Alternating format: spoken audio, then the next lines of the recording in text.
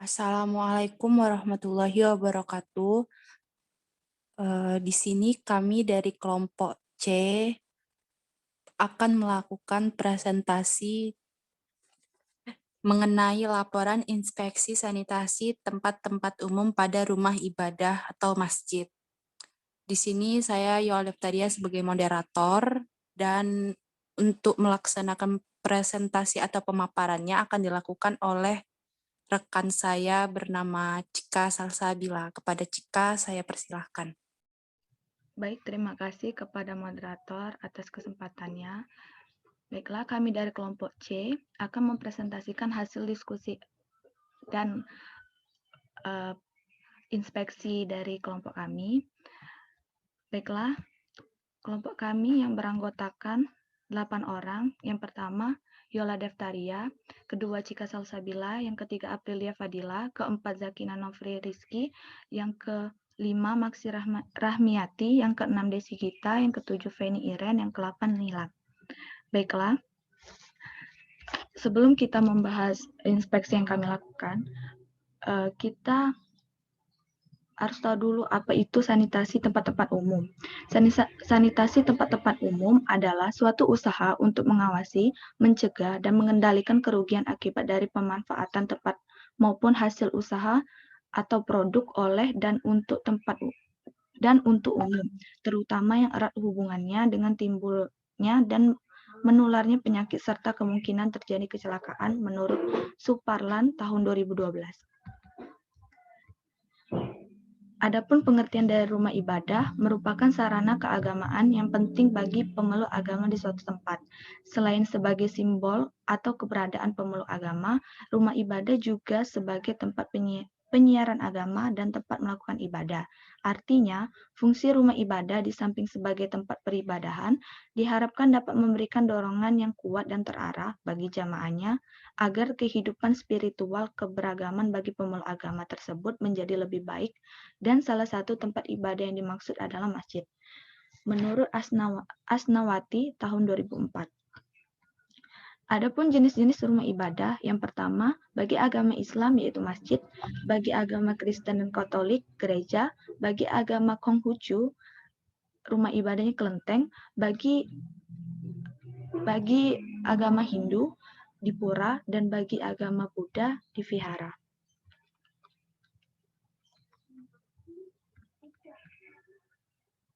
Adapun persyaratan kesehatan tempat ibadah. Dasar melakukan penyehatan lingkungan masjid, menurut Kemenkes nomor 288 tahun 2003 tentang pedoman penyehatan sarana dan bangunan umum, 1. Letak dan lokasi harus sesuai dengan rencana tata kota, tidak berada pada arah angin dari sumber pencemar, yaitu debu, asap, bau, dan cemaran lain, tidak berada pada jarak kurang dari 100 meter dari sumber pencemaran debu, asap, bau, dan cemaran lainnya. Yang kedua, bangunan harus kuat dan kokoh dan permanen, rapat serangga dan tikus. Yang ketiga, lantainya harus kuat, tidak terbuat dari tanah, bersih, rapat air, tidak licin, dan mudah dibersihkan. 4. Dinding bersih, berwarna terang, kedap air, dan mudah dibersihkan.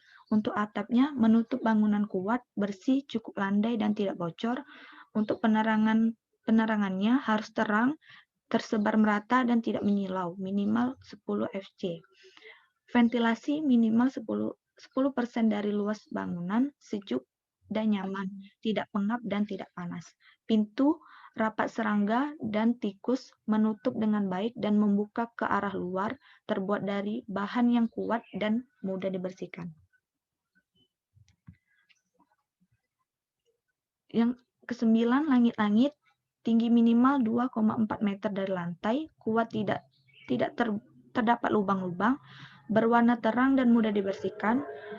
10 pagar, kuat, aman, dan dapat mencegah binatang pengganggu masuk. Yang ke-11, halaman, bersih, tidak berdebu dan becek, tidak terdapat genangan air, terdapat tempat sampah yang cukup, dan terdapat tempat parkir yang cukup. 12, jaringan instalasi aman dan terlindungi. 13, saluran air limbah tertutup dan mengalir dengan lancar. Adapun fasilitas sanitasi yang harus dimiliki oleh rumah ibadah, yang pertama air bersih, jumlahnya harus mencukupi dan selalu tersedia di setiap saat. Tidak berbau, tidak berasa, dan tidak berwarna. Angka kuman tidak melebihi NaB. Kadar bahan kimia tidak melebihi NaB.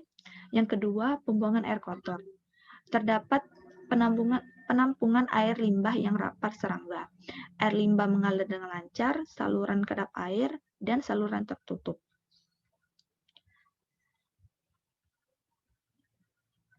Yang ketiga, toilet atau WC-nya harus bersih, letaknya tidak berhubungan langsung dengan bangunan utama, tersedia air yang cukup, tersedia sabun dan alat pengering, toilet pria dan wanita terpisah, jumlahnya mencukupi untuk pengunjung, saluran pembuangan air limbah dilengkapi dengan penahan bau, lubang penghawaan harus berhubungan langsung dengan udara luar.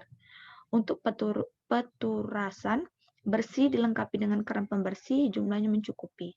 Tempat sampah kuat kedap air, tahan karat dengan dilengkapi dengan penutup, jumlah tempat sampah mencukupi, sampah diangkut 24 jam ke TPA, kapasitas tempat sampah terangkat oleh 1 orang. Tempat wudhu harus bersih, terpisah dari toilet, peturasan, dan ruang masjid. Air wudhu keluar melalui keran khusus dan jumlahnya mencukupi. Kolam air wudhu tertutup dari serangga. Tidak terdapat jentik nyamuk pada kolam air wudhu. Limbah air wudhu mengalir lancar. Tempat wudhu pria dan wanita sebaiknya dipisah. 7. Tempat sembahyang bersih, tidak bau yang tidak enak. Bebas kutu busuk dan serangga lainnya. Sepanjang bagian depan tiap saf dipasang kain putih yang bersih dengan lebar 30 cm sebagai tempat sujud. Tempat sendal, tersedia tempat sendal yang khusus, bersih, dan kuat. Adapun hasil inspeksi dari kelompok kami melakukan inspeksi di masjid yang bernama Al-Hidayah yang berada di alamat Petangan BK 16 Kabupaten Blitar, Oku Timur. Dan inilah hasil inspeksi dari kelompok kami. Kesimpulannya, jadi inspeksi sanitasi yang kami lakukan di Masjid Al-Hidayah Petangan BK 16 memenuhi syarat form inspeksi sanitasi yang telah ditentukan dengan jumlah yang didapat 2,630. Berikut adalah lampiran foto dari Masjid Al-Hidayah BK 16. Yang pertama, gambar masjid tampak depan. Yang kedua, gambar 1 masjid tampak belakang. Yang gambar 1.2 masjid tampak depan. Gambar 1.3 toiletnya. Gambar 1.4 kondisi saf jamaah. Gambar 1.5 kondisi mihrab imam. Skenario sanitasi lingkungan masjid di era new normal. New normal adalah sebuah perubahan budaya hidup yang dicanangkan pemerintah Republik Indonesia agar masyarakat dapat terbiasa dengan tatanan hidup normal yang baru untuk menghadapi penyebaran virus corona. Surat Edaran Menteri Agama Nomor 15 Tahun 2020 telah ditandatangani pada Jumat, tanggal 29 bulan 5 tahun 2020 lalu. Surat edaran tersebut membahas tentang panduan penyelenggaraan kegiatan keagamaan di rumah ibadah dalam mewujudkan masyarakat produktif dan aman dari COVID di masa pandemi. Adapun isi Surat Edaran Menteri Agama Nomor 15 Tahun 2020 mengatur 9 kewajiban jamaah dan 11 kewajiban pengurus rumah ibadah. Kewajiban jamaah yang pertama, jemaah dalam kondisi sehat. 2, meyakini bahwa rumah ibadah yang digunakan telah memiliki surat keterangan aman COVID. Yang ketiga, menggunakan masker atau masker wajah sejak keluar rumah dan selama berada di area rumah ibadah. 4, menjaga kebersihan tangan dengan sering mencuci tangan menggunakan sabun dan hand sanitizer. 5, menghindari kontak fisik seperti bersalaman atau berpelukan. Yang keenam, menjaga jarak antar jamaah minimal 1 meter. Yang ketujuh, menghindari berdiam lama di rumah ibadah atau berkumpul di area rumah ibadah selain untuk kepentingan ibadah yang wajib. 8. Melarang beribadah di rumah ibadah bagi anak-anak dan warga lanjut usia yang rentan tertular penyakit, serta orang yang sakit bawaan yang berisiko tinggi terhadap COVID. Ikut peduli terhadap penerapan pelaksanaan protokol kesehatan di rumah ibadah sesuai dengan ketentuan yang telah ditentukan. Kewajiban pengurus atau penyelenggara rumah ibadah. Yang pertama, menyediakan petugas untuk melakukan dan mengawasi penerapan protokol kesehatan di area rumah ibadah, melakukan pembersihan dan desinfeksi secara berkala di area rumah ibadah. Ketiga, membatasi jumlah pintu atau jalur masuk rumah ibadah guna memudahkan penerapan dan pengawasan protokol kesehatan. 4. Menyediakan fasilitas sanitasi dan sabun, hand sanitizer di pintu masuk dan pintu keluar rumah ibadah. Yang kelima, menyediakan alat pengecekan suhu di pintu masuk bagi seluruh pengguna rumah ibadah jika ditemukan pengguna rumah ibadah dengan suhu lebih dari 37,5 derajat Celcius atau 2 kali pemeriksaan dengan jarak 5 menit, tidak diperkenakan memasuki area rumah ibadah. Yang keenam, menerapkan pembatasan jarak dengan memberikan tanda khusus di lantai atau kursi minimal jarak 1 meter. Yang ketujuh, melakukan pengaturan jumlah jemaah pengguna rumah ibadah yang berkumpul dalam waktu bersamaan untuk memudahkan pembatasan jaga jarak. Yang ke-8, mempersingkat waktu pelaksanaan ibadah tanpa mengurangi ketentuan kesempurnaan beribadah. Yang ke-9, memaksa atau menghimbau penerapan protokol kesehatan di area rumah ibadah dan pada tempat-tempat yang mudah terlihat. Yang ke-10, membuat surat pernyataan kesiapan menerapkan protokol kesehatan yang telah ditentukan. Yang ke-11, memberlakukan penerapan protokol kesehatan secara khusus bagi jamaah tamu yang datang dari luar lingkungan rumah ibadah. Selanjutnya, kesimpulan.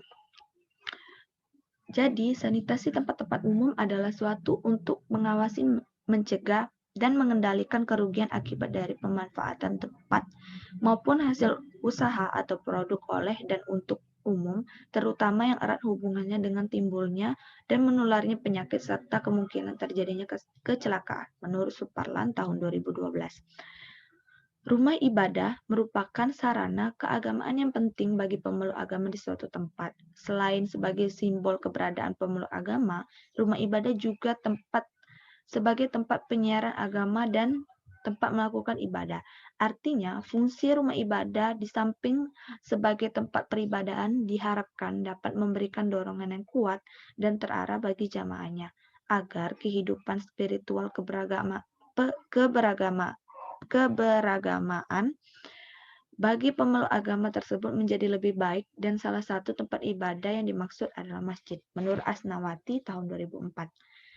Adapun pengertian new normal adalah sebuah perubahan budaya hidup yang dicanangkan pemerintah Republik Indonesia agar masyarakat terbiasa dengan tatanan hidup normal yang baru untuk menghadapi penyebaran virus corona. Jadi, inspeksi sanitasi yang telah kami lakukan di Masjid Al-Hidayah PK 16 Kabupaten Blitar, Oku Timur, memenuhi syarat form inspeksi sanitasi yang telah ditentukan dengan jumlah yang didapat 2,630, tetapi untuk fasilitas sanitasinya masih kurang, seperti fasilitas tempat cuci tangan, tidak diberikan tanda sebagai jarak aman bagi jamaah masjid, tidak adanya tempat untuk menyimpan rak sepatu, dan tidak adanya tempat parkir kendaraan sehingga membuat jamaah memparkirkan kendaraan secara sembarang. Terima kasih atas perhatiannya. Saya kembalikan ke moderator.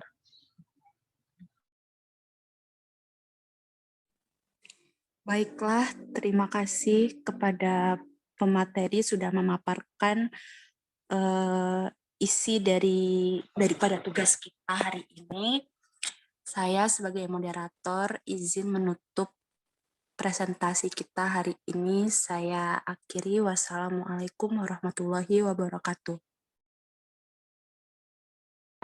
Ayo kita foto. Lagi kalau dimintanya bukti oleh ibu itu. Kok masih